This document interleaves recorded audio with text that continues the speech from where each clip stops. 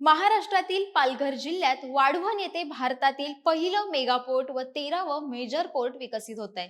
याच प्रकल्पाचा आढावा घेण्याच्या अनुषंगानं वाढवण पोर्ट प्रायव्हेट लिमिटेडच्या संचालक मंडळाची बैठक नुकतीच संपन्न झाली। या बैठकीमध्ये पालघरमधील प्रामुख्याने वाढवणला जोडणाऱ्या आणि स्थानिकांसाठीही आवश्यक रस्ते पायाभूत सुविधांच्या विकास कामास प्रारंभ करण्याची घोषणा करण्यात आली। या निर्णयामुळे वाढवण बंदर प्रकल्पाबरोबरच परिसरातील स्थानिक समुदायांनाही थेट लाभ होणार आहे। हे प्रकल्प नेमके कोणते जाणून घेऊयात आजच्या व्हिडिओतून। नमस्कार, महा एमटीव्ही मध्ये आपलं स्वागत। मी गायत्री श्रीगोंदेकर आणि कॅमेरावर आहेत साक्षात सावंत।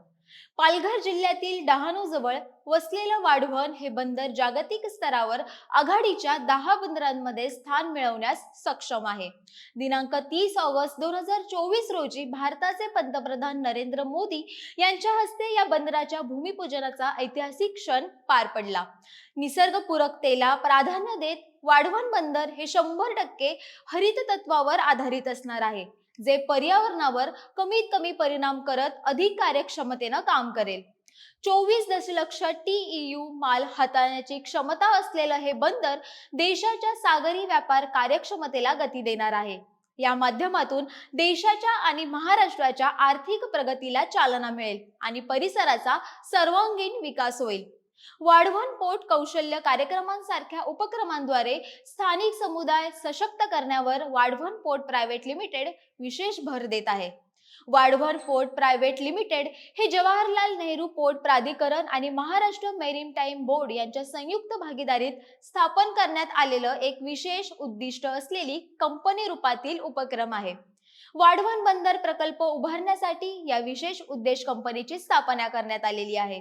याच संचालक मंडळाच्या माध्यमातून प्रकल्प प्रगतीचा आढावा आणि आवश्यक मंजुऱ्या देण्यात येतात। मंगळवारी झालेल्या संचालक मंडळाच्या बैठकीत रस्ते पायाभूत सुविधांबाबत महत्त्वपूर्ण निर्णय घेण्यात आले। प्रस्तावित वाढवण बंदरापासून नॅशनल हायवे वरोर पर्यंत विकसित होणाऱ्या 8 पदरी NH 248S महामार्गासाठी भूसंपादन प्रक्रिया सुरू आहे। हा महामार्ग डहाणूतील तवा येथे NH 8 आणि चिंचणी येथे मुंबई वडोदरा एक्सप्रेसवे या मार्गांशी जोडला जाईल।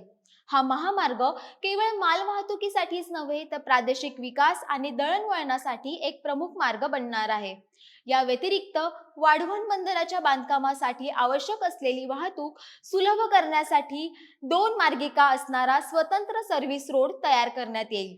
हा रस्ता स्थानिक नागरिकांनाही खुला असणार आहे, त्यामुळे परिसरातील सध्याची वाहतूक सुलभ होईल।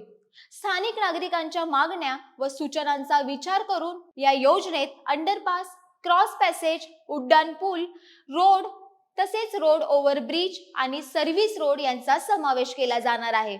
हा संपूर्ण रस्ता स्थानिक रहिवाशांसाठी टोल मुक्त असेल, अशी माहिती वाढवण पोर्ट प्रायव्हेट लिमिटेडने दिली आहे।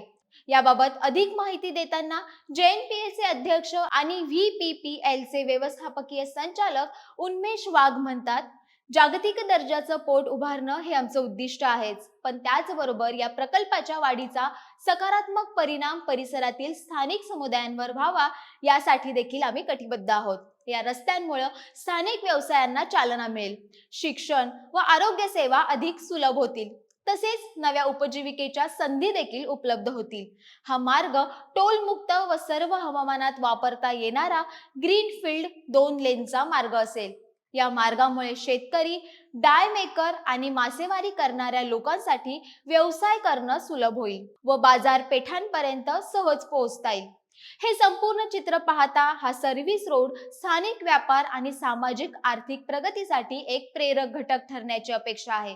राष्ट्रीय महामार्ग आणि द्रुतगती मार्गांपर्यंत असलेली सुधारित जोडणी माल वाहतुकीला गती देईल, स्थानिक व्यवसायांसाठी नवीन बाजारपेठा खुल्या होतील, तसेच सहाय्यक उद्योग व सेवा क्षेत्र आकर्षित करतील। या संपूर्ण विषयावरची तुमची मतं, तुमच्या काही सूचना असतील तर त्या मला कमेंट बॉक्सवर नक्की कळवा। महा एमटीव्हीच्या फेसबुक पेजला लाईक करा, आमचं YouTube चॅनल आहे ते देखील सबस्क्राईब करा आणि अशाच अन्य घडामोडींसाठी www.mahamtv.com या आमच्या संकेतस्थळाला नक्की भेट द्या। तुर्तास धन्यवाद।